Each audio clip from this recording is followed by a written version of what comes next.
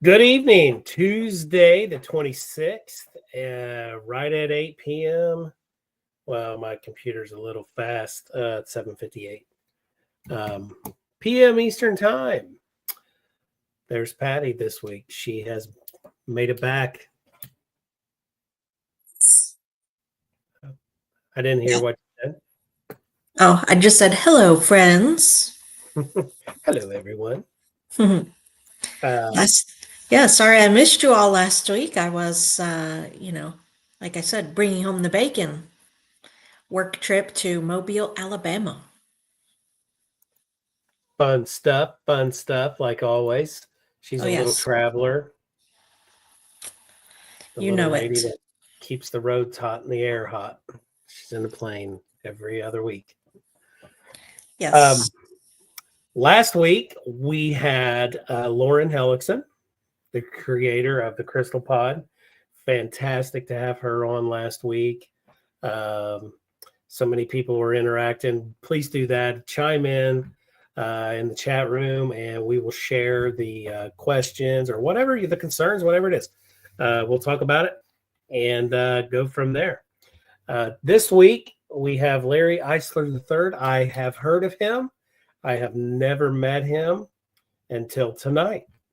But I was doing some research on him, and he has a lot going on. Always on the road doing events, investigations. Seems like a down-to-earth guy. Can't wait to meet him tonight. And it's going to be fun. Last week, while Patty was gone, I actually got Ghostlight started. Teased you all a little bit. Talked about it last week, but what it is my own candles. And, Ghostlight came up with that because in a theater, right, on the stage, they always have a ghost light lit up at night. And you don't want to be lost in the dark. No, you don't. So you definitely want the ghost light. And Sean, hey, buddy. Sure. You're fading in and out your volume, honey. Nothing I can do about it. There you are. So I started that, and that I've never made candles before, but it was a fun experience. Just me, and when I'm in the kitchen, I like to hear old school music. So I was listening to Frank Sinatra and doing all kinds of fun stuff, and made from beeswax. Yes, indeed. And I came up with some really cool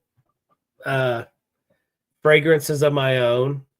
I just made samples, so these I'm just going to give away if anyone's interested before I make the big dogs. And so I just want to see what it's like. But I'm thinking when I make the candles, the big ones, I'm going to make them reasonably priced. So stay tuned for that. I wanted to share that this week. Sorry, I've not been on a lot of, if you notice my page, there they are. Here they are. They're the little ones. And like I said, I'm just going to give those away. They're just a trial. But yeah, which one is that? This is Jen. Okay. And can you show it? Yeah, cool. Right there. And my mother, posted, you guys probably seen, she has been, she had surgery on her back, and this is full day one of rehab. So I want to thank everybody for the prayers. That really means a lot because prayers do work. I'm a big spiritual believer, so those do work. So really, again, appreciate it. And she's doing good. I'd say she wants to come home by Friday. So Just talked to her before we started. She keeps me laughing on some of the things. What does she call asparagus again? Can't even duplicate it. It's her accent, and I had no clue what she was saying. I think I know. I think she called it asparagus.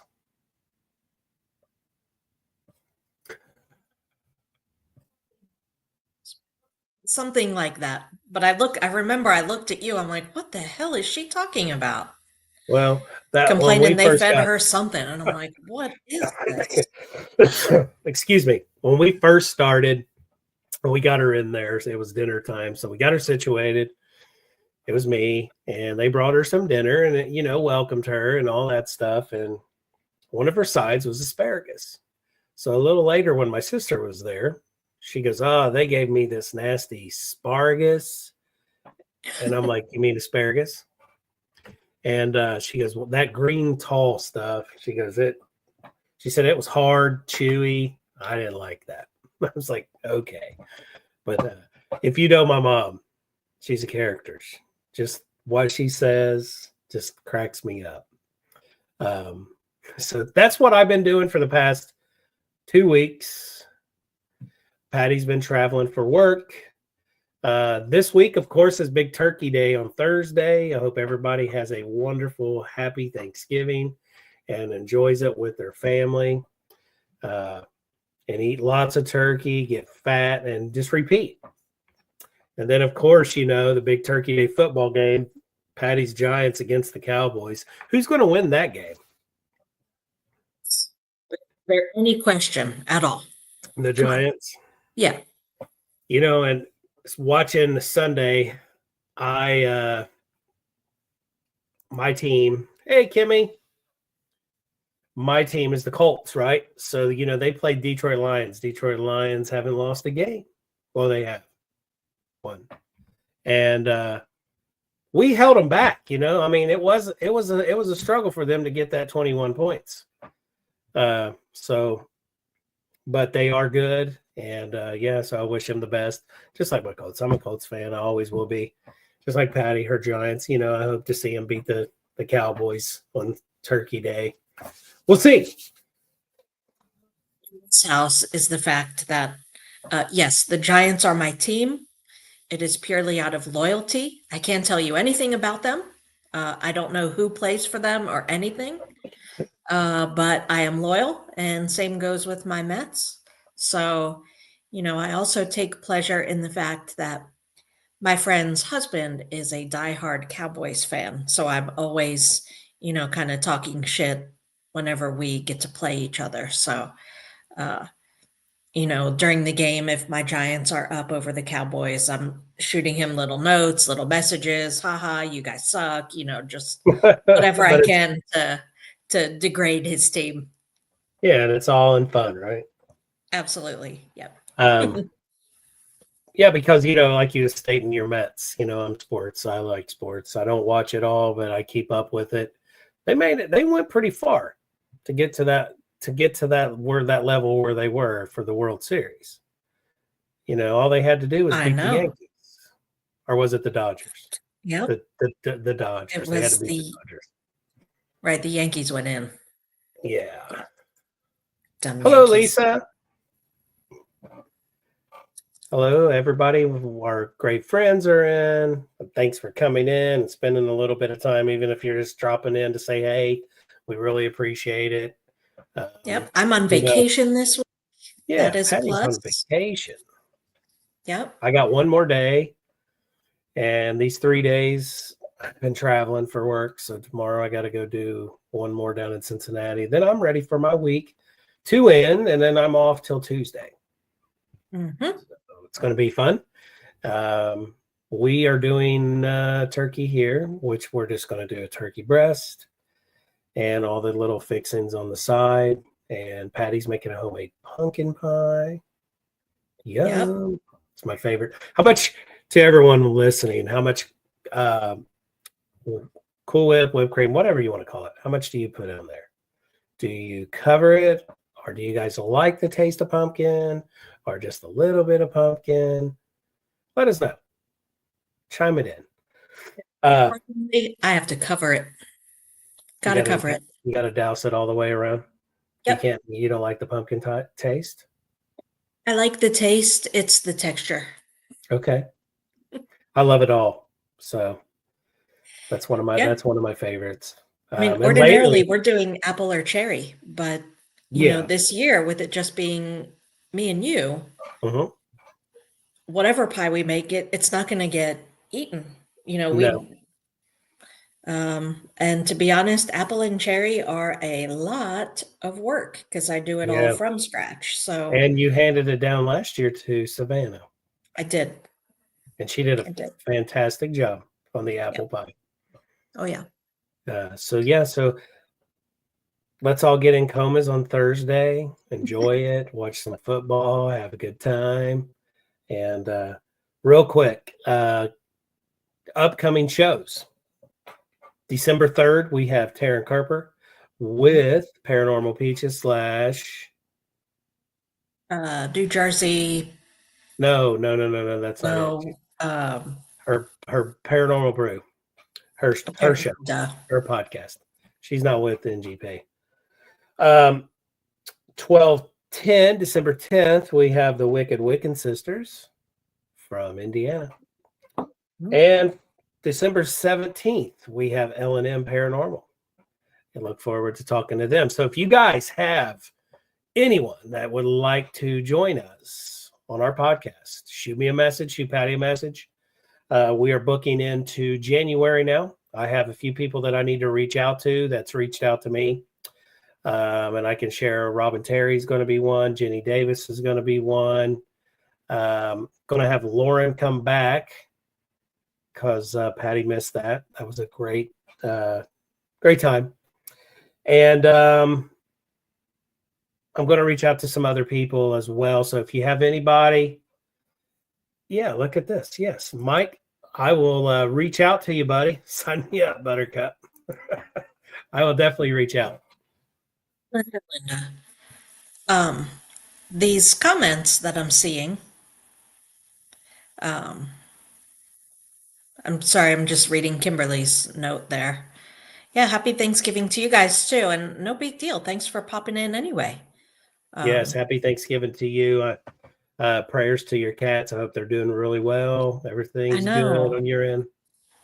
Yeah, and that's why I had to step away earlier. You might have seen me flash you the 1 minute sign and get up and step away.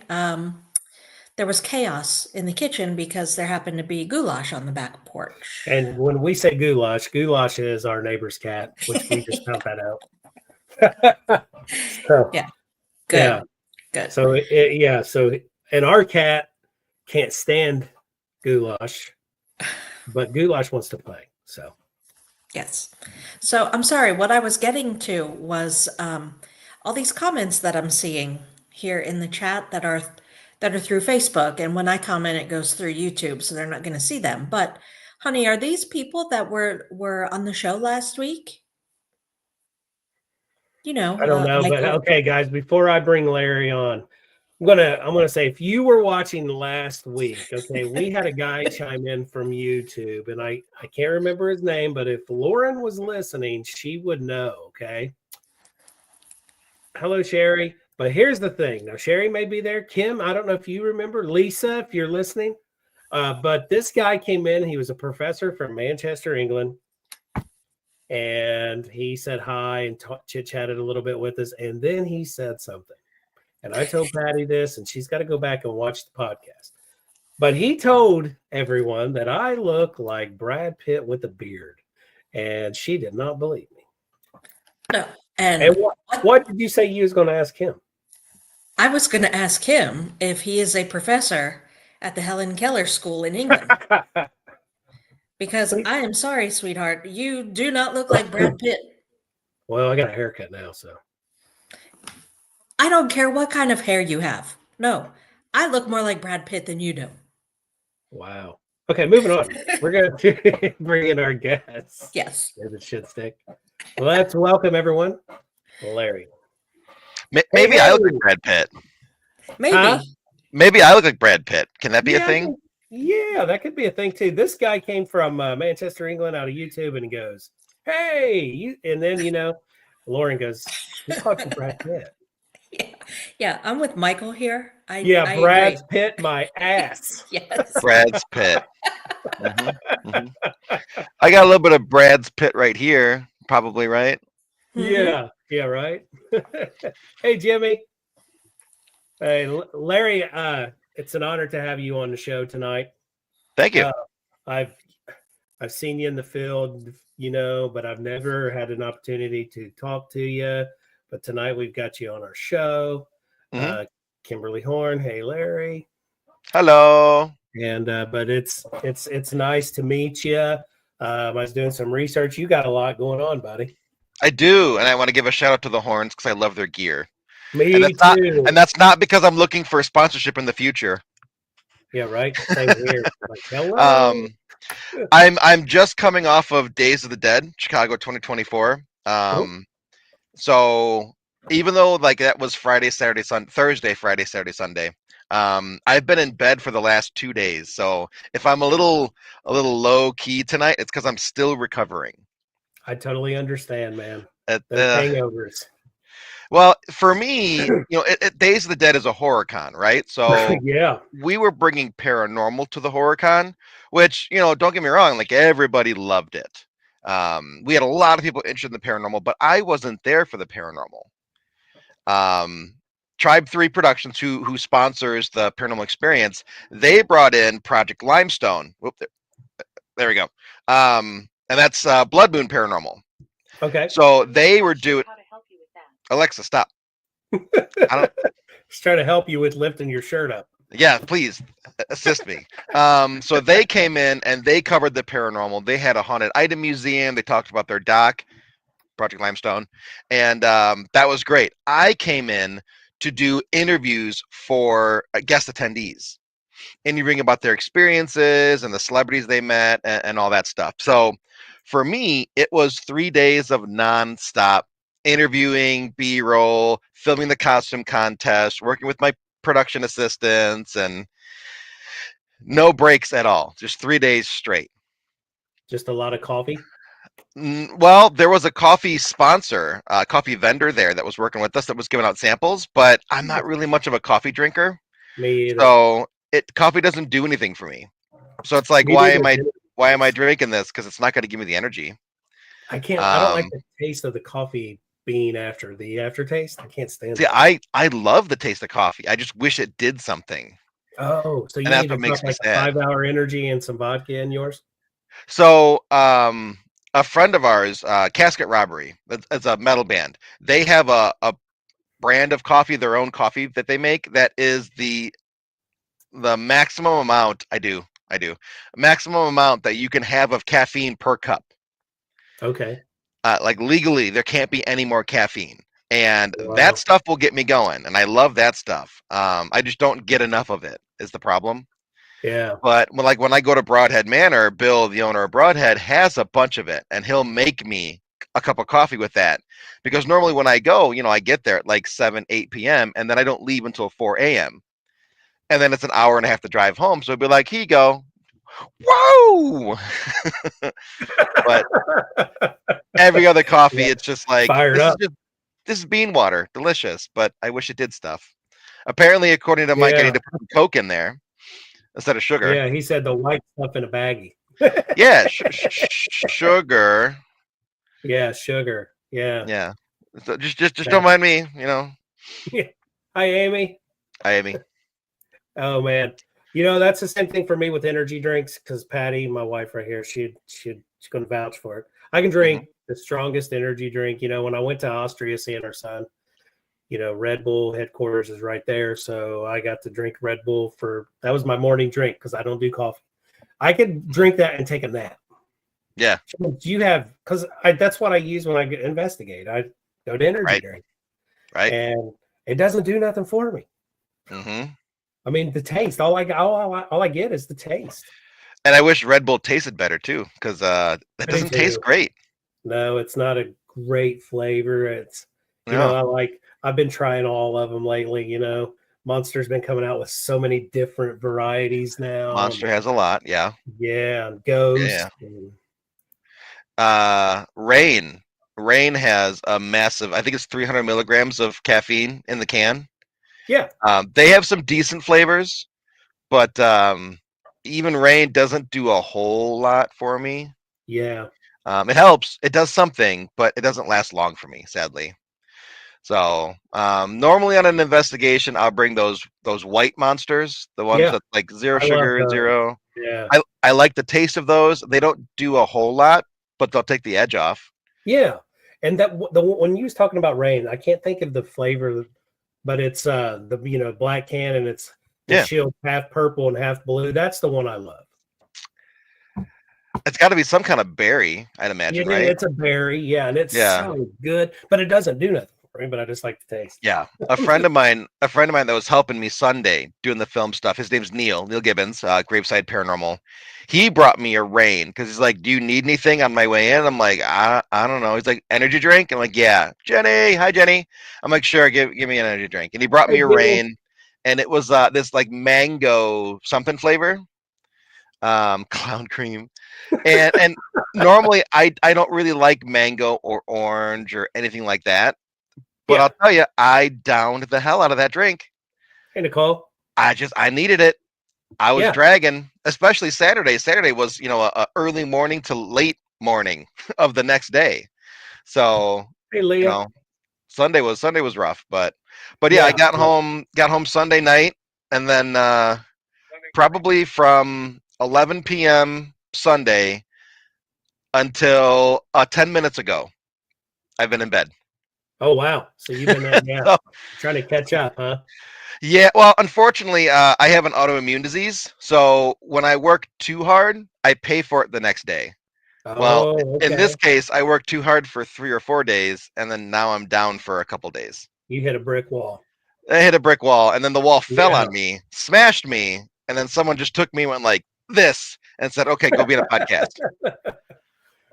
Yeah, I've been meaning to come up to that show. I heard it was spectacular. It is all every year, It right? was so good. Yeah. Let's see. November's the big one. So if you want like the big one, do November. But as a vendor, it's like $400. I'd try it, Jenny. I'd try it. $400 to be a vendor in November. Okay. This year they're doing March and May. I want to say March is like a more monsters theme, so cryptids kind of fit well into that. Okay. I want to say it's March. And then that has a little bit cheaper of vendor fees because it's a little bit smaller of an event. Gotcha. So I would say if you want to give it a try and trying to be there are other podcasts that like do their whole thing there during the weekend. Really? Yeah. So that's cool. I love that. try the March one, see if you like it, and then see if it's worth it to do the big one in November. The creators of Comic-Con down in Cincinnati, because we're in Cincinnati, Ohio. Mm-hmm. They invited us a few years in a row back. It was like 2013, 14. Mm-hmm. And it was the Comic-Con. And I'm like, okay, this is weird. We're paranormal. And they was like, oh, this would be great. So they had us, man. It was so fun because people would come up to the booth and talking stories, and then you see all these people like played in Power Rangers. And then here comes Henry Winkler. And yep. Like, this is just crazy. Yep. So there is Days of the Dead, I think, in Indianapolis. So that'll be a little bit closer for you guys. I just don't know what their schedule is. Jenny, me first. But when I was doing the interviews this last weekend here, I interviewed a podcast host. Oh, okay. And then they're like, hey, we're doing interviews too. You want to do a swap? So I interviewed them for the video I'm doing, and then they interviewed me for their podcast, and it was actually really cool. That is cool. So it's like, normally I do stuff like this where it's online. I'm in the comfort of my home. While this was like in a expo venue, I'm all like, buttoned up in my vest and my tie, trying to like not hyperventilate myself because it's so dang hot in there. But yeah. But that is different though. You interviewed the podcast host. Well, think about it like this. We're all used to going to Paracons too. Sure. This was not a Paracon. Yeah. This was very much we're the outsiders coming in, and everybody knows who the horror people are. You had like 8 members of the Terrifier cast. They were the big draw. You had Tom Savini. You had the lady that plays the Moon in The Mummy. Mhm. Alice freaking Cooper. Really? Yeah, major draw. Michael Cudlitz was there. He had a huge draw.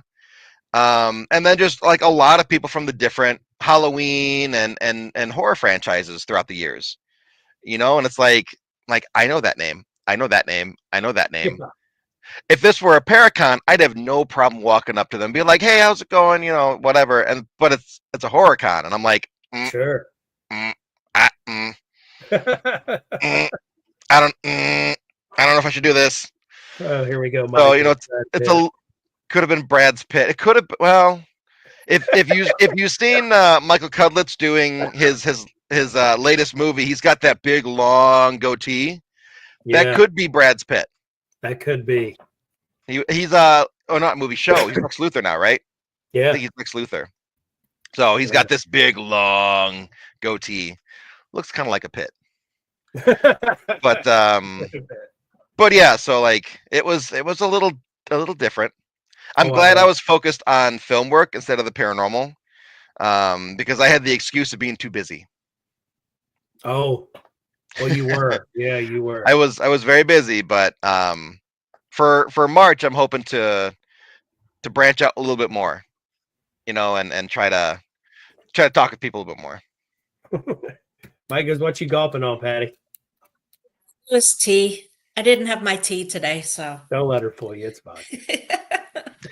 That No, it's tea. She likes her British tea. Yep. So, Larry, since I never did get to meet you, and now I've seen yours on Facebook. We've been friends for a while, but never did get to talk to you. And I know you're busy doing stuff. Man, I'm looking at your page, and I'm like, man, you have your small town productions, which that's what you were doing over the weekend, correct? Yes. Okay. And then you wrote a book, and now Patty's a big book reader, and Haunted Road Media.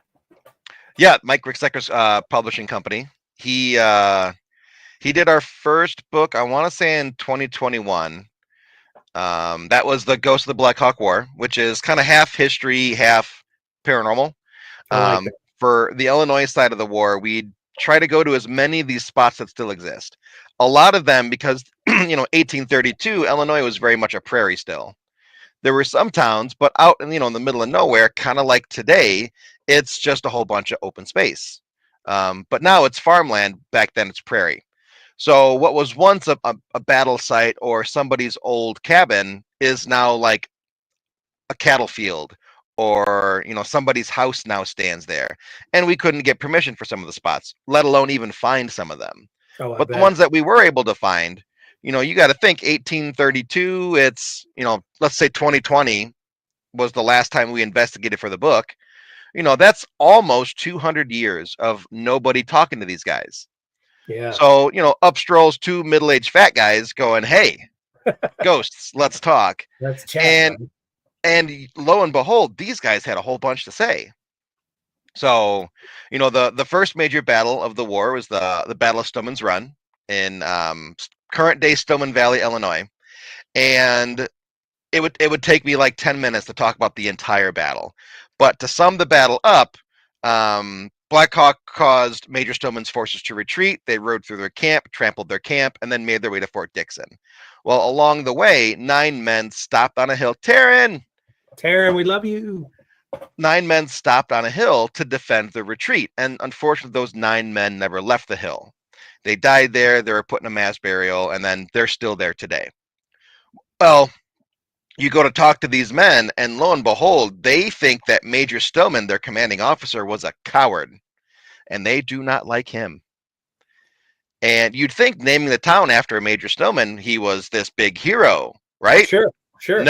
No, he was not. The spirits do not like him. Really? So, and then through a lot of conversations, they were able to help us find the original campsite where Stoneman made his camp that the battle started from. We haven't metal detected it yet. That's a little bit harder because finding the owner of the field that it's in has proven to be difficult. But at the same time, it's like, when the spirits say, hey, go that direction, and you find a spot that kind of matches what it would look like, and then you get spirits talking there about the war, it's like, okay, well, we might be onto something here. Yeah, absolutely. And the only reason we found it was because some guy that died in 1832 pointed us in the right direction. Isn't that amazing when you get that kind of results? It's just like, yes. Absolutely wild.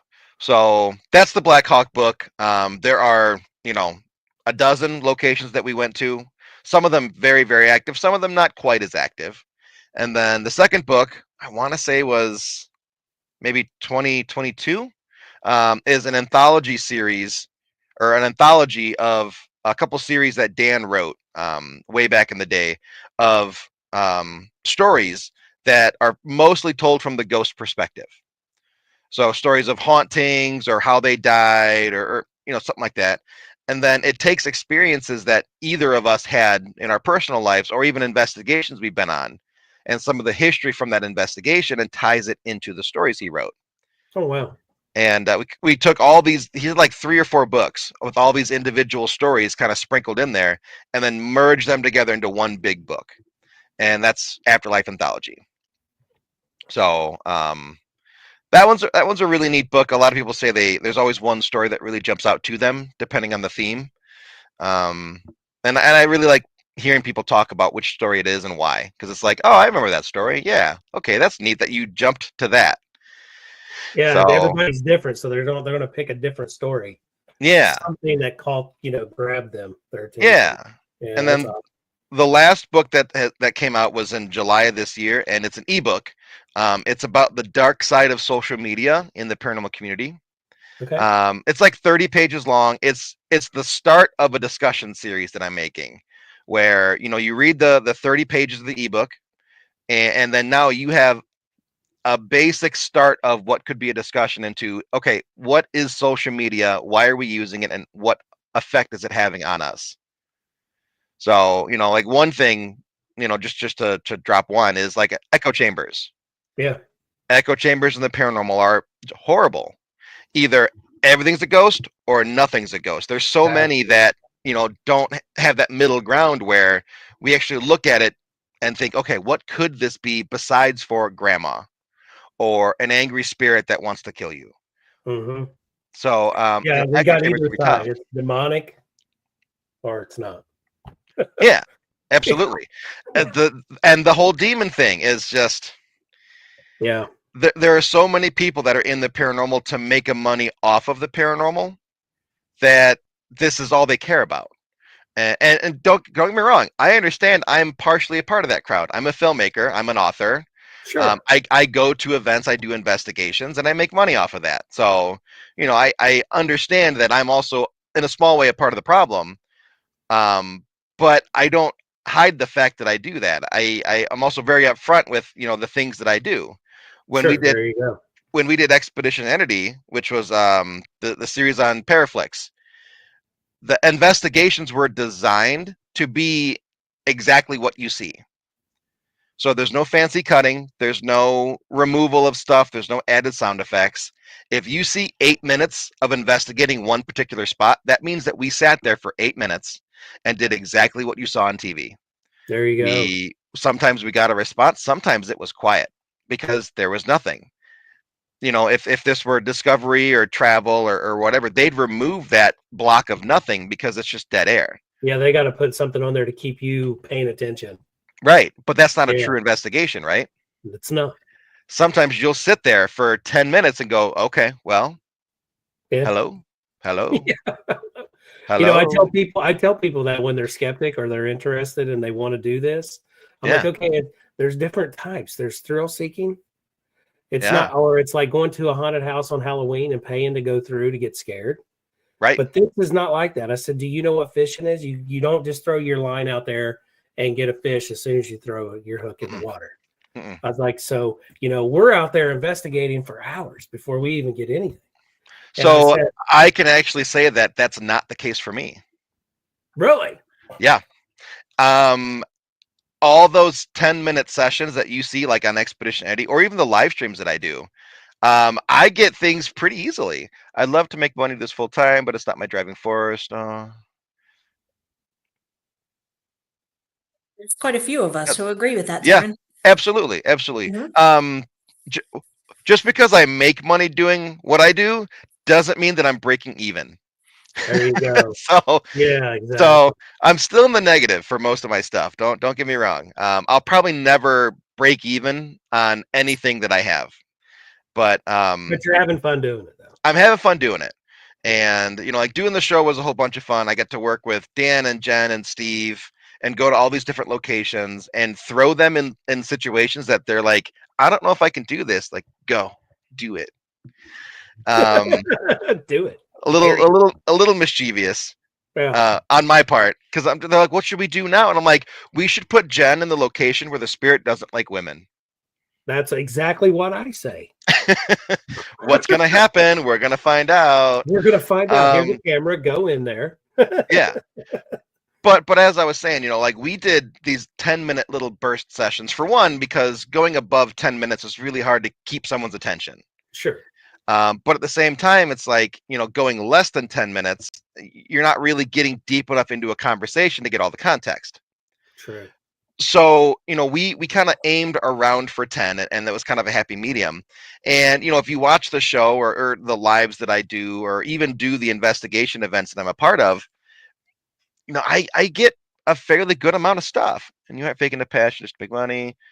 That's true. That's 100% true. I'm glad you said that, because I forgot to mention it that way. I tend to get stuff fairly easily, not because I'm really good at this. I'm probably really bad at this whole investigating thing, truth be told. I don't care about the bells and the whistles and the data and the statistics. I just want to have a conversation. And whether I can conclusively say it's a ghost or not, I don't really care, because I just want to talk to somebody. Yeah. Those conversations are more important to me than being able to list off a number. Hi, Kara. So, like, I'm more of a conversationalist investigator. Yeah, and like that, that's totally different, because you're just going in, you just want to make a conversation. To where me, I'm a little different. I set up my equipment and I'm doing the data, and it takes me longer. But I see where you're coming from. You just come in, you're more laid back, you're chill. Here I am over here doing the total opposite. Right. Yeah. Right. So let's imagine that you and I are going to an investigative location separately, not together. Okay. You're doing Friday, I'm doing Saturday, right? Okay. And Patty, you're the spirit. So you're going to talk to Lee, and then you're going to talk to me Saturday. Lee's going to come in and talk to you with all these gadgets, with all these numbers, looking for very clear signs that you're alive-ish, intelligent. Yeah. Signs that you're intelligent. And he wants you to perform, light this up or set this off or do this. And then I come in and I go, okay, Patty, my name is Larry. I just like to talk with you for a little while. Can you tell me a little bit about your life? Through a speaker, through a spirit box, through a dowsing, whatever I'm using. Which night would you be more comfortable having an investigator there? Lee's Friday or my Saturday? Probably the Saturday. I find that most spirits agree. Yeah, because I totally agree with you, because you got me thinking, because we're sitting here with all this gadgets. They don't know that. If they're early 1900s, they don't know what this electronics, digital stuff is. You're coming in there, you're just sitting down. Hey, let's just have a conversation. Right. And we'll use things like, dowsing rods or pendulums or K2s. We'll set a bunch of K2s up, and I'll say, okay, this K2 means yes. This K2 means no. This K2 says, I didn't understand what you said. Rephrase the question. And you'd be surprised how that one lights up, and then 8 feet away, that one doesn't. Or the middle one lights up and that one doesn't. And you could start putting together a conversation. And I feel like when you approach investigations that way, number one, you're more laid back, so it's easier to talk to you. But two, it's less stressful on the spirits, and they're more willing to talk. Oh yeah. So they're just like, yeah, okay, this guy's kind of cool. He's talking about food for some reason. I haven't eaten in 200 years, but let me tell you about this great steak that I had when I was alive. There you go. It's totally odd. Talking to the two people I had in my very first investigation. I don't doubt that in the slightest. But it was just an example. Just an example. Yeah. Yeah. So, but yeah, so I found that just having Yeah. conversations I over love hard that science is technique. I'm gonna it's have to better for try it me. next time. Yeah, and the cool thing is that if somebody's more focused on conversation, Yeah. somebody else can come in with the hard science, Yep. and then they could be there going, "Oh wow, that was actually a really strong hit on that Mel meter. That was a really interesting response on the REM pod," and then Yeah. they can do all the sciencey stuff, and then I'll just keep talking to spirits. Yeah. Because I think about this all the time. We go to these places, right? Where Hmm. people are in there 7 days a week. And Hmm. here they come with the same equipment as the little guy from last night. Hmm. And I'm thinking spirits. They're like, here we go again. Hmm. I'm going to go hide or I'm going to give them a little boo and that's it. Right. To where, like Right. what you're saying, you know, set a couple little things down and just say, hey, let's talk about you. Right. You'd be surprised how many spirits love hearing about themselves because someone's remembering them and telling their story now. And when you tell it a little off, they'll correct you. Yes. So, in Yeah. your conversation, you're just like, oh yeah, so Major or Captain Adams, you died in 1832 during the Battle of Stillman's Run. I heard you were the first to die. And then he, this isn't a specific example, but he would correct it and go, no, I was the last. Oh, wow. I purposely knew he was the last. I just said it in a way that made it incorrect, hoping he'd correct me. That is awesome. Well, that's an intelligent response that lines up with the history, but it's still conversational. Absolutely. So I try that every once in a while, and it works out quite a bit. And then they get mad because you're like, no, that's not my story. You're telling it wrong. So you have to be careful because otherwise they'll stop talking to you. Yeah. Um, Just like but anybody would, they're like, okay, you're telling it all wrong. I'm out of here. right, right. So, but over the years, I've had pretty good success with it, and for the most part, if I walk into a spot within, a fair amount of time, I could start talking to spirits pretty easily. And Larry, I'm how long have you been doing paranormal, first of all? 2009, Okay. so 15 years. And did you have any like past experiences before 2009 that brought you into it or? So yes, and I didn't realize these were tied together until I was much older. But when I was a little kid, I hated sleeping in my bedroom. I refused. I would sleep literally in the hallway outside of my door, Oh, wow. but I would not sleep in the bedroom. And then I got to like middle school, high school, and stopped for some reason. So now I'm sleeping in my room again, not even realizing I was doing this stuff. At some point in high school, I had this bunk bed. I'm 6'2", so this bed was built so that I could stand underneath it and have a desk. We're talking a big bed now, right? Oh, yeah. Big bed. At least 6'5", and then you've got the platform for the mattress, and then the railing sticks up a couple inches above the mattress. So let's just say that the railing is 7.5 feet up. So I'm laying in bed one night, and this was like early 2000s. So I had that 19-inch Panasonic box TV shoved into the corner on a shelf so that I could watch TV while I'm in bed. And this was back when Toonami was the big thing, right? So I'm watching Toonami, probably Dragon Ball Z or Oh, yeah. Inuyasha or something. And you remember how like the timing of Toonami was always a little off. Yeah. Like they'd run the little Tom ad, and then it'd go to black. And Yeah. then for like a second, then it'd come back and blind you with the commercial. So in that black, when it came back to a commercial and blinded me, there sat a little boy peeking over that railing with a red coat, Oh, good Lord. I would have jumped. just face to face looking at me. And I jumped, and I realized the bed was super high up, right? So the first thing I did was I look over the railing and nothing, ain't nothing there. It happened numerous times, sometimes in front of me, sometimes further down the bed. And that's what I recognize as being my first experience with the paranormal. Yeah. But years and years and years and years ago, my sister reminded me about me sleeping on the floor in the hallway, and then asked, "Is this connected to the boy in the red coat?" Because she saw the red coat too. And I finally thought about it, and I'm like, that could be connected. That boy could have been in my room, but because I was in elementary school and I didn't like realize it or even remember it, I was scared and wanted to sleep out in the hallway thinking he couldn't get me, and apparently he couldn't because I slept fine. But it kind of came full circle a little bit. Now, have you ever experienced this little boy in the red coat anymore? He's gone. Really?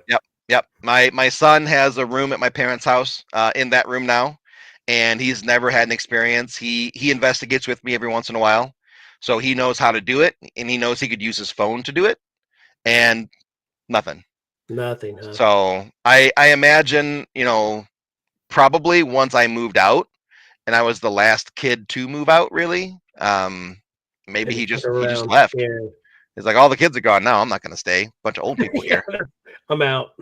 so yeah, no, he's hasn't been seen or spotted or heard again. I just like to hear people's stories about how they got involved, what made them. You hear a lot of people, they were born into it. Sure. And I'm like you. I never had that experience until 1998. That's when I got involved in the paranormal when I lost my son at 2 weeks old. I saw a 3-foot shadow like 3 weeks after his death. In 1998, you had the big projection TVs. Oh yeah, plasma TVs. Right. And it walked. I saw the shadow come down my steps, and it disappeared because I like to watch TV in the dark. And then all of a sudden, the way the commercial was, it lit up the room, and I saw the shadow on the left side of the TV. Yeah. And I'm watching that thing, and he kept coming in and going back, and I'm like, "Come on out," because I saw you like several times through these couple weeks. Yeah. Well, when he did, he crossed my TV and he put a shadow on the TV, and I jumped, and you could hear him run through my dining room on the ceramic tile, and he giggled. Well, I'm like jumping like a school kid, man. I'm trying to find the light switch. I'm trying to go in there and see. And then I was like, okay, this kid, who is this kid? Because he's too tall to be my son. Sure. So I still have this 3-foot shadow when we're getting ready to do an investigation. Usually it's like on a Tuesday if we're going on a Saturday night. He comes to me. And he tells me bits and pieces about where we're going. Because I'm an empath. I didn't know I had the empath until like 2010 when we were in Mansfield Reformatory, and I actually saw a full case. I saw the guy show me what had happened to him while he was in there in 1955 to 1957. Okay. And it blew me away because I'm like looking at this guy, and at the time Scott Sokol used to run Mansfield, and I'm like, so I two-way, man. I'm like, dude, there's 4 of us down in the admin basement. Yeah. Are you guys punking us right now? I mean, is there a guy dressed up in a jumpsuit and I read the numbers, and my buddy on my team, he was videoed, and he goes, Lee, I don't see this in the camera. So I back up to look. I could see it. He couldn't. Nobody else could see it. And we go up. We're talking to Scott. I give him that information. We go back into the cell block area. He two-ways me. It's about 12 o'clock in the morning. Come here to my office. I took them straight to his office. I didn't know where I was going, but he guided me to his office. Sat down. He threw a folder on my lap. He goes, open that up. Opened it up, and there's the guy. Yeah. I'm like, he goes, dude, you just talked to somebody from 1955 to 57. And I'm like, wow. What? But the little boy came to me prior to that. Yeah. And told me that I was going to experience something like that. And I'm like, whatever. Yeah. But it's just everybody's got their little stories, and I love to ask those questions just to see. Sure. Yeah. That reminds me, you talking about the camera thing. Another investigation we did. This was at Conover Square in Oregon, Illinois. It's an old piano factory that was turned into an antique mall, but it's like the size of a city block. It's absolutely massive. And we were filming an episode of Expedition Andy. It was my paranormal partner Dan and I, and then the 2 tour guides there, Steve and Josiah. And we're walking through the attic, and then Dan sees a shadow just standing in the light. And he kind of, freaks out, like, do you guys see this? And I'm holding my camera on my shoulder rig looking, I'm like, I see nothing. and right as Dan's talking about seeing this shadow, and I'm like, I don't see anything. Steve, who's running an obelisk behind it, the obelisk goes, evil find. So we're all like focused on this shadow, not even realizing what Steve had said. It Yeah. wasn't until after when I started doing the editing, I'm just like, whoa, what is that? And then Evil I showed it to throne. them, and Steve went, "Oh yeah, I remember that now." And I'm like, "You didn't mention it." I feel like that's something important to mention when we find a shadow figure. It's not coming up on camera, and then the obelisk goes evil find. Yeah, that right there. There could be something to that. Right. So whether or not that spirit's evil, I can't say. I've been there a dozen times and have never had a problem. Although I did go there once with Chris Fleming, and in the basement, he had an encounter with what he called a fallen angel, Okay. which, if you stretch it a little bit, those Yeah. could be considered evil. Was that the same shadow that we saw in the attic, a whole 3 floors up? I don't know. But the only thing that I would consider evil in that building would have potentially been that spirit, that fallen angel. But during that event that we were at with Chris Fleming, that entity was removed. So I don't know. I don't know. Jenny said she actually had activity with elementals there. Not a surprise. Not a surprise at all. It's right on the river. Very heavy Native American activity all through the area. So there are numerous elementals all stretched through here. Even the Battle of Stoneman's Run that I was talking about earlier, that has an elemental on the battlegrounds. So you'll be investigating there, and it's a really beautiful place. Just a really nice monument and a sitting area. And the spirits love talking to you, but after a little while, they'll stop, and you're just like, "Where'd you guys go?" And then all of a sudden, you feel this dread or this impending doom, and you're just like, "I don't feel good." That's the elemental going, "It's time to go, boys. You got to get out of here." And the one time we're like, "No, we're gonna stay here and we're gonna stick it out." We were with the sensitive, and she'd been there, a dozen times before, and she knows about the elemental. She knows to kind of stay away. She freaked out, and she's like, "I'm leaving right now. If I have to walk, I'm going. We are out of here." And that was the only time we ever kind of pushed back. And then since then, we're like, "Nope. If we gotta go, we gotta go. We're just gonna leave. We'll come back again." When it's time to say, "Okay, I got to leave you." Yeah. When it feels like something's putting a house on your back, trying to crush you with it, it's time to go. We're all guilty for this. I see it and I, watch it with other people when we're investigating with them. Hey, if you can do that again, or if you could, I will leave you alone. And I don't know how many times I'm like, we've already asked that like 5 times. Mm-hmm. And I think it's going to get mad or it's just going to quit. Mm-hmm. Mm-hmm. But we're all still guilty of it, though. Yeah. Well, even I am. We had this episode for season 3 of the show Expedition ID, and it was our big Telly award-winning episode. I got this really big statue for it and stuff. But the most kind of scary moment of the episode is we were in the principal's office, and Jenny Davis and Jenny Coles were sitting next to each other, and for the 10-ish minutes, like I said, 10-minute blocks, everything that happens in that 10 minutes is right there for you to see. You can see Jenny Coles kind of check out. Her eyes start going off, she gets kind of slack-jawed a little bit, she's gone. And then she'll come back, and then she'll go. She'll come back, and then she'll go. And then over the spirit box, it basically tells us to leave. And instead of leaving, we start going, well, why? Why do you want us to leave? We want to sit here and ask questions. And all of a sudden, Jenny Coles goes, "I got to tell you guys something." And then she gives this explanation about how the principal is really strict and he likes things his way and ship shape and it's got to be done this way. And then she goes, I feel like I had to tell you that, and I'm going to pass out.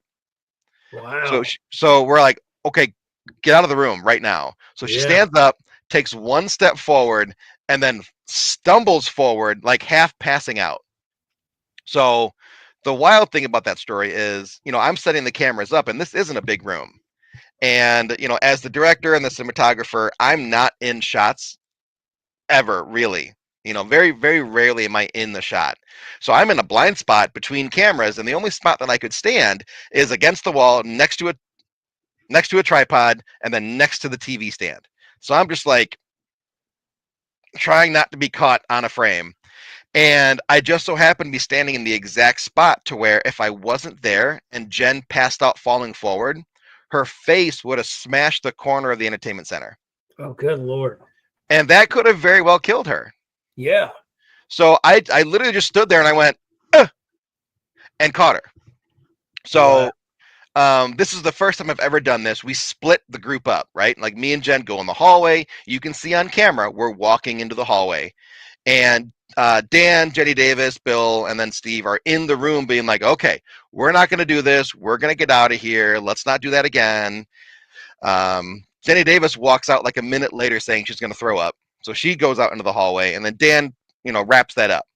Well, and then we do like a rewind 2 minutes prior where, Jen is walking out with me, except this time now we're listening to Jen's audio because all the cameras are in the room still. So it's just a black screen with audio. And she tells like what she felt, what she experienced, and how terrified she was experiencing all that. And then Jenny comes out and they're hugging and, getting a little sniffly and very upset, obviously. And then finally, when like Steve walks out with the shoulder cam, we can actually see what Jen looks like. And she is just not in good shape. She's, real bug-eyed and shaking a bit. And, she kind of just talks about like it felt like she was kind of being taken over and how the spirit just didn't seem to like her very much. Wow. And, you're looking at a spirit from the early 1900s. Well, Jenny Coles is a little alternative. She's got the nose piercing, her hair is all different colors. She's wearing a leather jacket. Yeah, they don't understand what that is. Lots of tattoos. If anything, she's kind of a delinquent. And a principal from the early 1900s would go after that. Oh, yeah. So, and then it ended up being like a really scary investigation. But, it just goes to show you that like sometimes when they say it's time to go, don't push back. No. Because the next time that happened, I was actually with Jenny Davis. I was with Mike Gagliano and Josh Purvis. This was actually a month or two ago. We were in the principal's office and we're just, talking, trying to do whatever we're trying to do. And Jenny Davis, starts, kind of challenging the principal a little bit. And within a few minutes, she leaves the office, goes to the bathroom and starts throwing up. Oh, wow. It's like, don't challenge them. Just if they don't want to talk, don't force them to, because especially the stronger ones, they're going to make you regret it. Oh, absolutely. Just be respectful, be cool. You know what? You don't want to talk? That's cool. I'll come back later and maybe you'll change your mind. Yeah. Otherwise, I don't want to throw up. I don't want that stuck in my beard. Like, it's not cool. It's not a fun time. Nobody want to be around you all night. Yeah. And like before that happened, he threw like a piece of plaster at her. We're all sitting against the wall and you hear it tick. And I'm like, what the hell was that? And we're looking around at the floor and there's this big chunk of plaster on the floor under the bed she was sitting on. It's like, where'd that come from? Jenny stirring up trouble, and the spirit said, and you're gonna vomit now. Yeah. He goes, okay, you know what I'm gonna do to you? Here you go. I'm gonna touch your belly. Right. The first time I warned you, I made you sick. This is the second time, and throw up. Yeah, throw up. So Michael. I saw it too.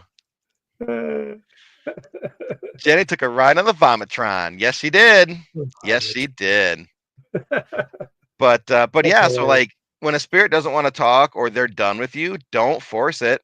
Absolutely. Just be like, hey, that's cool. We'll come back later, because it's not like they're gonna go anywhere. Yeah, it's like we were at Asher Walton last month, and a guy on my team, Jim, he doesn't really have an oh shit moment all the time, and he decides that he's going to take a camera, he's going to walk across the hall, and he's going to lay across one of these double beds in this room, and he's just going to lay back, and he's doing real-time audio, and he's just going to hear.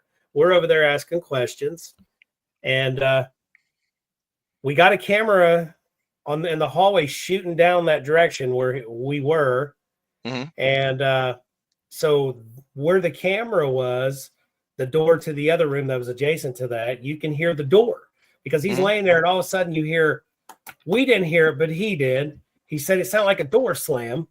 Yeah. And he gets up, and Patty and another lady actually heard it.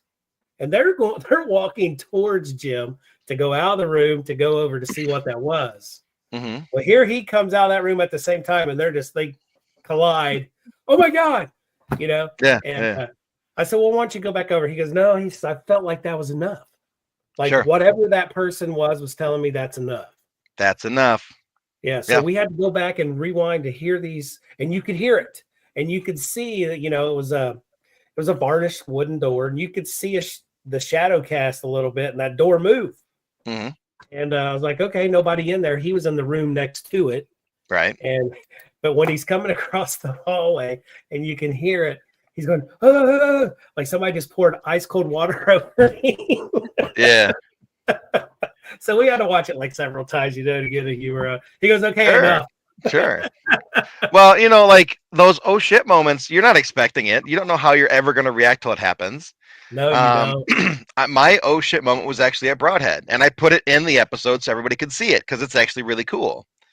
The first time that we brought Jen to the building, we were in the janitor's quarters in the first level, and he's just like the principal. Don't mess with him. He'll mess you up. He's from the same time period. He doesn't really like women very much, so don't talk to him. Only the guys can. So we're in there. We're having a great time using the SB7, getting great responses. And then Dan, in his infinite wisdom, knowing the rules, goes, Jen, would you like to ask some questions? And then Jen, forgetting the rule, goes, yeah. And she starts asking questions. She gets 2 questions out. And all of a sudden, I feel this on my shoulders. Oh, no. And every muscle in my back of my arms lock up. Everything's cold and goosebumps. And I'm just like, I don't like this. I don't like this. And that's all I could say is, I don't like this. I don't like this. I don't like this. I don't like this. And at the same time that started, the SB7 goes, fucker, leave. And Dan heard it clearly because he's holding the SB7 and he's like, we got to go. And I'm like, I don't like this. He goes, I know, we have to go. And I'm like, I don't like this. That's all I could say. And then finally, like, I snap out of it and we're like, okay, we're going to leave now. Thank you so much. And then in the background of the shot, here's Jen just like this terrified look on her face. Those are the best. The bloopers are the best. Funny. It's not really a blooper because I included it. I know. So you just added it into the investigation. It's cool. A part of the investigation, like an archive shot, but it just goes to show you, like, you never know what you're going to do when it comes time to get the oh shit moment. No. And for me, it was. We had one in Moundsville Penitentiary. We were all up in the infirmary, and I went to set out the music box and then the REM pod down the way because we were hearing something in one of the rooms. And so I come back and I'm standing against the glass where Patty was beside me. Then there's a couple people on the other side of the hall and against the wall. Mm-hmm. And it sounded like remember the old wooden hall pass in school? It sounded like it hit the floor real loud in front of us. And all of a sudden we just go back against the wall and we have recorders going. Yeah. So first we looking around like, what the hell was that? So shining the flashlight, we're looking around, we're going in every room looking for something that fell, nothing. So I was like, you know what, guys, let's just hear this oh shit moment. So he goes, oh, you had your recorder? I said, yeah, I had it on this windowsill. I'm going to stop and play. Oh my God. You can hear us as we're talking. It's like, did you hear that? And those are the best. Those are the best. Have you ever heard of a place called the Old Baraboo Inn? Yes. Have you ever been there before? I've never been, no. If you ever go, Lee, you have to be careful. Really? So Broadhead, women have to be careful around those two spirits. At the OBI, men have to be careful in the brothel. Oh, it's as I say, is it a brothel? Because men will get brothelized. There's a lot of video where like SLS video of stick figures sitting on men's laps. Oh wow. And stuff like that. So I went with my friend Nikki Wilson for Anik Paranormal, and she's a tour guide there. She was. She still does a little bit, but she was doing the investigation with me, just the two of us. And the whole time we're in this brothel, she's basically like literally sacrificing me to these spirits. Not even hinting at it. She's like, we're going to put Larry in the bedroom and you guys can have your way with him. And I'm just like, the fuck, Nikki? Like, come on. Throwing me out there to the wolves. So we do an Estes session where I'm in a closet and she's in the room on the other side of the room. And I'm currently editing this, so it should be out in the next couple weeks. So, we're going back and forth, and I've got the noise canceling headphones on, and I'm partially deaf, so my Phasma box is cranked all the way up.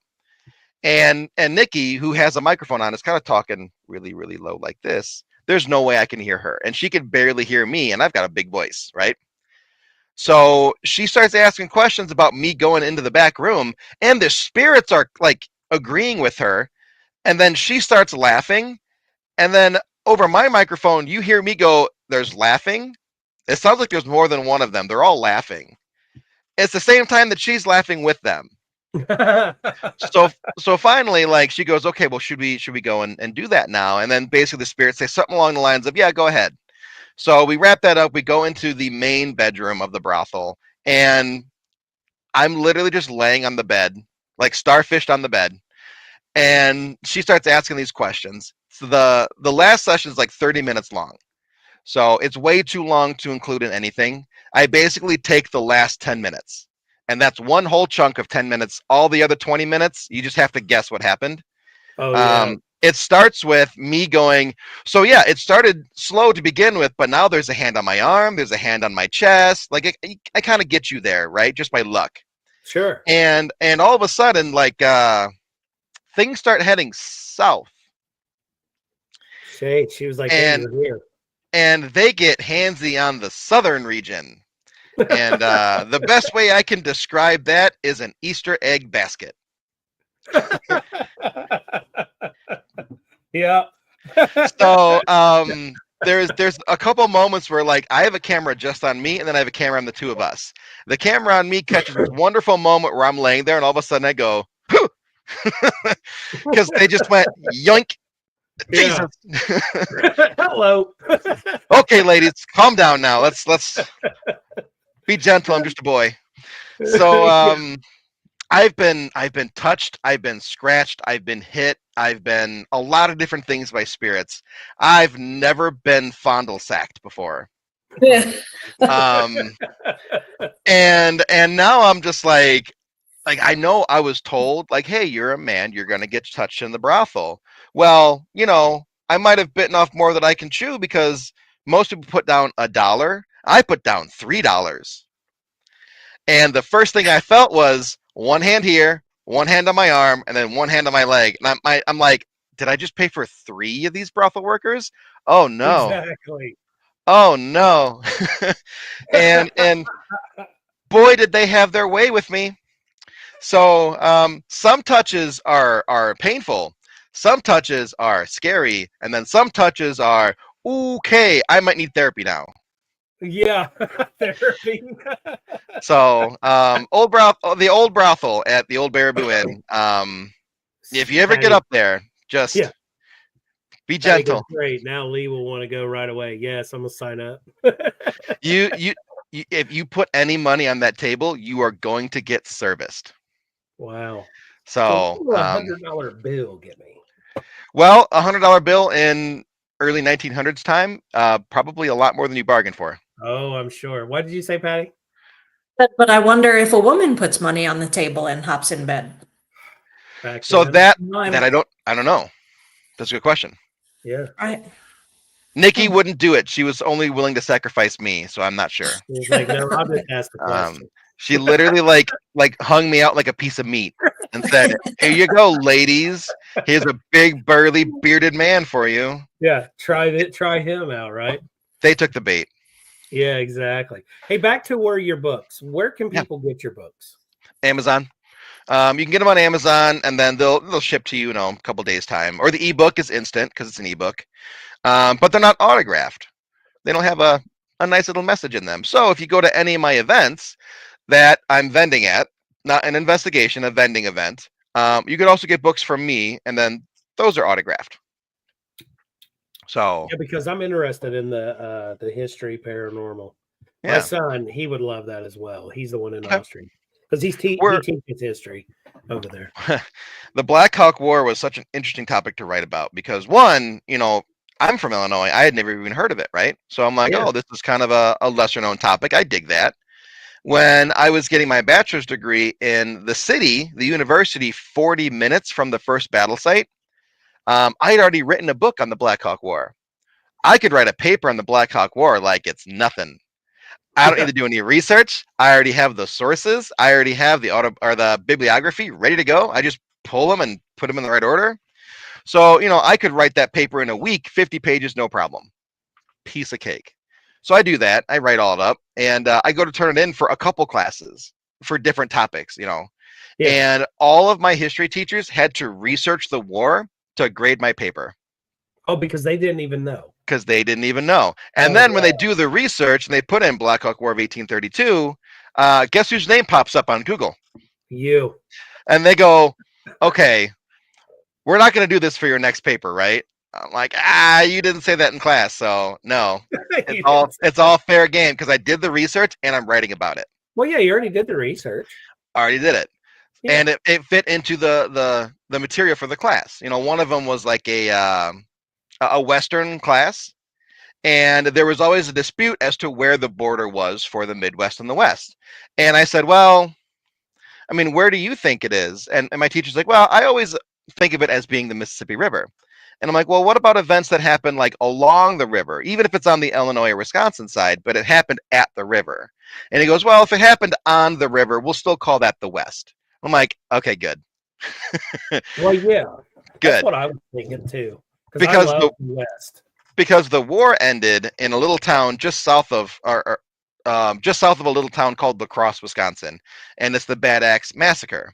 It's currently a campground, but it's a football field sized space that's literally the shores of the Mississippi. Oh, wow. And I'd already done the research. So there you So go. he already told me that if it's on the Mississippi, it could count for that class. So I'm Sure. like, got it, done. So now that paper was about the Black Hawk War. There you go. So, but yeah, like a lot of people just don't really know a whole lot about it because it's only like a 4 or 5 month war. It's super small. Not a ton of people died, more Native Americans, obviously, but Sure. I think there was like 77 American settlers and whatnot. So not very many. Not And many. then for the natives, that number is always in dispute. It's 5, 6, 7, 800, 1,000, somewhere in there. And because it was so short, people forget about it. Well, the Black Hawk War of 1832 was one of the last nails in the coffin for the Trail of Tears. Okay. You still had a lot of tribes on our side of the Mississippi until this, and then all of a sudden they're like, nope, they all got to go now. They legitimately enacted war against us.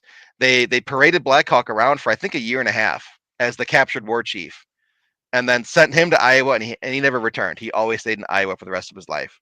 But then after that, they really pushed hard for the Trail of Tears to get everybody out.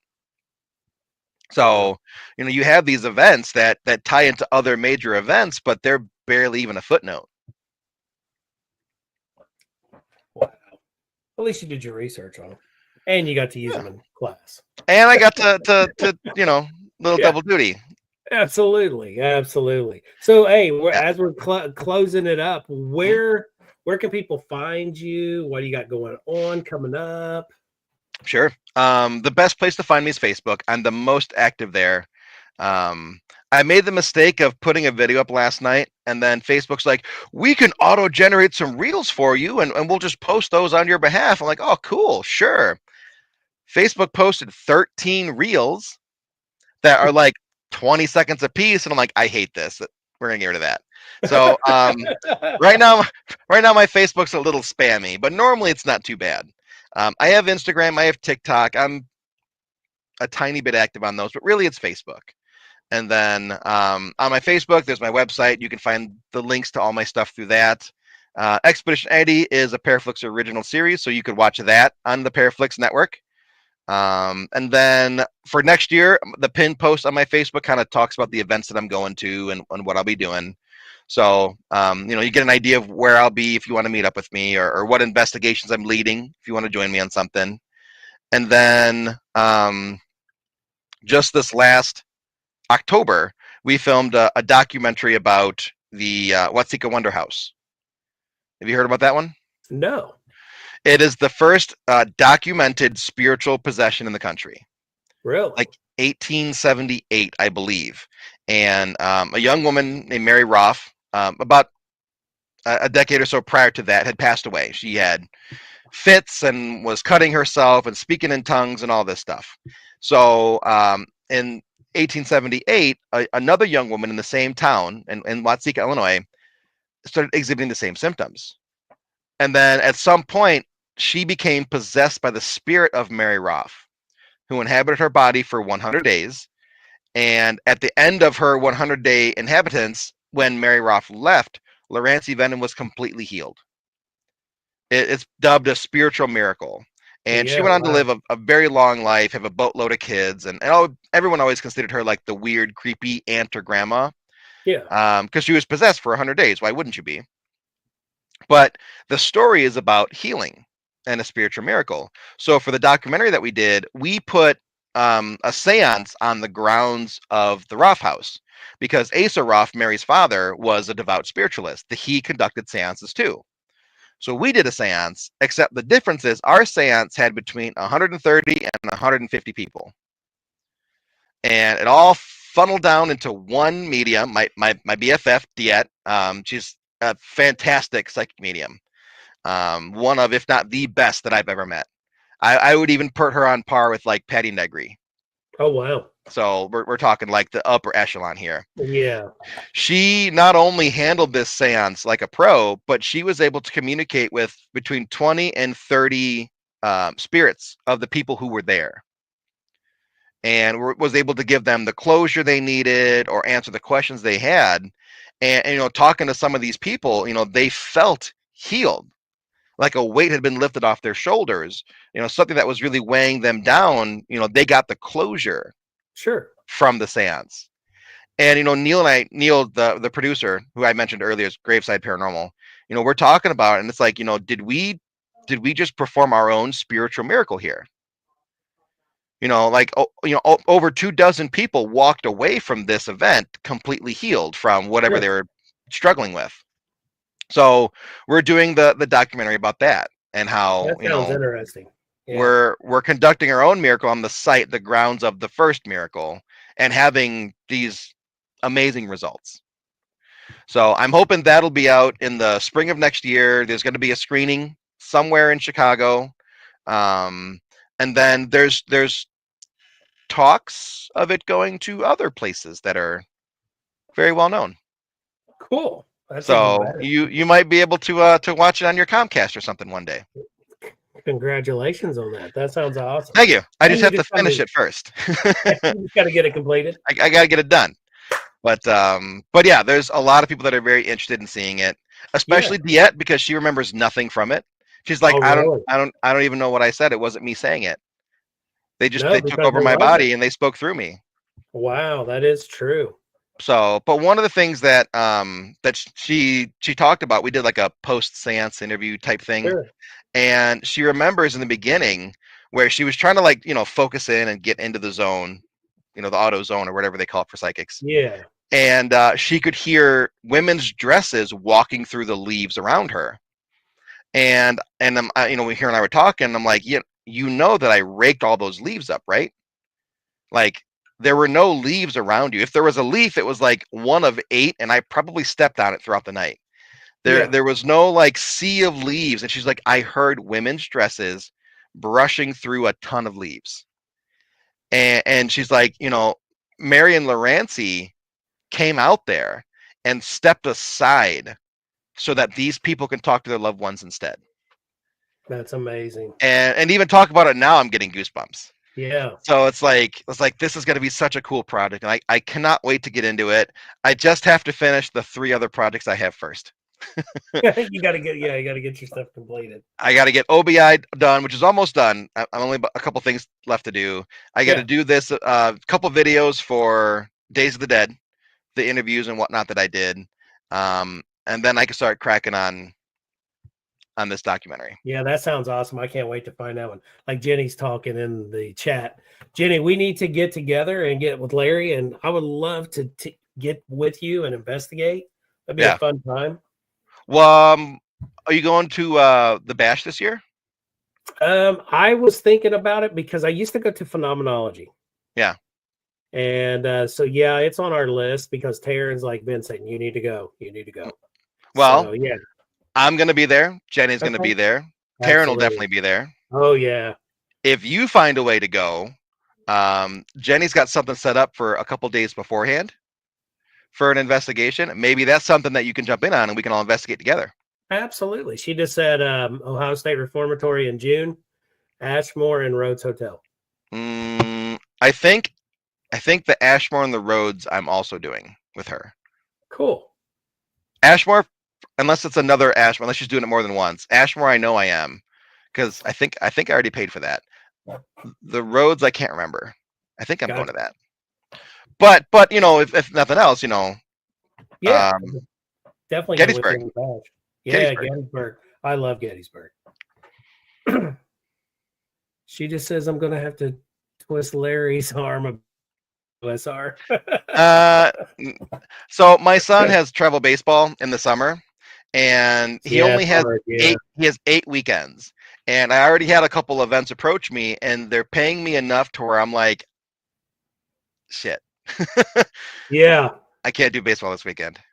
I'm getting paid. I gotta literally pay your bills, kid. So either you stop eating as much and stop growing, or mom's gonna take you to the games. Trust me, we know about that. Well, Larry, we really appreciate you coming on tonight, man. This was a whole bunch of fun. Thank you for having me. Yeah, absolutely. It was great to finally get to meet you. And I know I will get with Jenny because I'm thinking of doing the Rhodes Hotel as well. Cool. So that so we can do that one. And definitely the Bash. Yeah, do the Bash. Yeah, it's definitely fun because you guys are out of Ohio, you said? Yeah. Okay. Cincinnati, northern Cincinnati. Okay. Yep. So I'm also doing the HorrorCon in Maine. Okay. But that's pretty far from Ohio. Yeah, that's my wife's from New Jersey, but we're in Ohio. Okay. I'm doing Haunted Graves in Kentucky. I'm not sure if that's too far or not. Where's that at in Kentucky? I don't remember. Actually, I can look it up on my Facebook right here. Hold on. Yeah, because that's not far. I got that pinned post. It is, let's see, Kentucky. Mayfield, Kentucky. Okay. Yeah, I don't believe that's too far away. Okay. So that one's in September. That's something too. But the Bash would be, July. It'd be pretty quick, pretty easy to do. Yeah. So yeah. There she goes. She has Rainworth Lodge and the 1912 Hoover House before the Bash. Okay. So, you come out a day or two early, do those investigations, and then enjoy the Bash. Absolutely. It sounds like a good deal to me because when we did Phenomenology, that's where I met Taryn. Yeah. And they put us with Ben Hansen to do General Lee headquarters when it was there. Yeah. And Taryn was with us, and we were in what used to be the old hospital there. She got scared to death because we were getting activity, and all of a sudden it's about 2 a.m. Someone knocks on the door real loud, but it's real high up on the door. And I'm like, oh my God. So I answer the door, and it was Ben. He goes, hey, can I join you? My team, my group of people already went back. They're tired. I'm like, come on in. Yeah. Come on in. Yeah, so can we just talk about how amazing Taryn is too?